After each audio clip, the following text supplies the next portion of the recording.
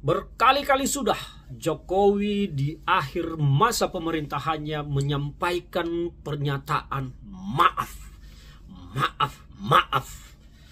Terhitung beberapa kali, saya tidak usah sebutkan di kesempatan mana Jokowi menyampaikan permintaan maaf ini. Tetapi saya sekarang agak bingung mau menerjemahkan sebetulnya permintaan maaf Jokowi ini atas apa.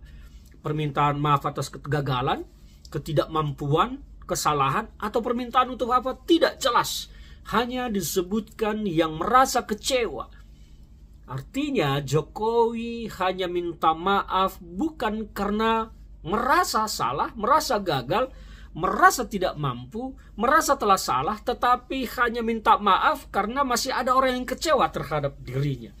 Ini yang saya maknai, meskipun saya tetap bingung permintaan maaf ini sebetulnya maknanya apa.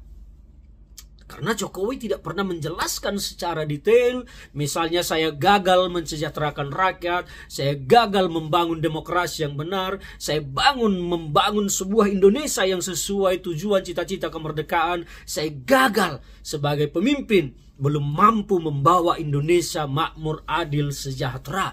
Tidak pernah dijelaskan. Jadi bagi saya permintaan maaf Jokowi ini hanya omong-omong saja, hanya sebuah omong kosong. Bahkan terkesan bagi saya ini adalah sebuah kesombongan pribadi Jokowi.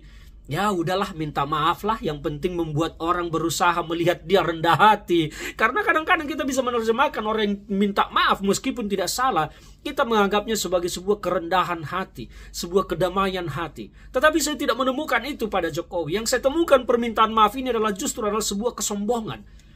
Karena Jokowi dan kabinetnya adalah sebuah rejim pemerintahan yang merasa berhasil, merasa sukses, merasa lebih hebat dari pemerintahan-pemerintahan yang sebelumnya, dan merasa lebih sukses dari pemimpin-pemimpin sebelumnya.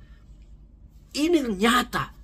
Kekuasaan ini merasa lebih hebat, merasa lebih mampu, merasa lebih kuat, merasa lebih jaya, lebih berhasil dari rejim-rejim sebelumnya.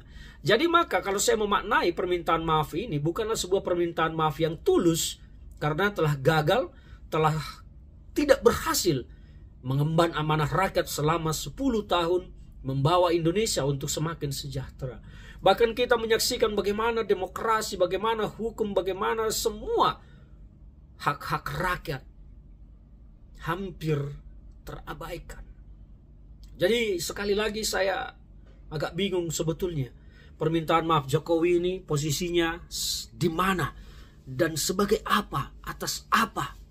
Maka saya wajar memaknainya hanya sebuah permintaan maaf yang penuh kepura-puraan, permintaan maaf yang tidak tulus, bahkan permintaan maaf yang bernada kesombongan hanya untuk tercitra rendah hati, tercitra penuh damai, padahal sesungguhnya tidak terbukti sekarang dari apa yang terjadi dalam peta kancah politik nasional kita. Semua bisa merasakan dan melihat secara nyata apa yang terjadi. Meskipun Jokowi dan kroni-kroninya membantah, oh tidak ada cawe-cawe presiden, tidak ada ini, tidak ada itu. Kalau tanpa cawe-cawe presiden, tanpa cawe-cawe penguasa yang sangat kuat, partai-partai politik ini tidak akan tergoncang seperti ini.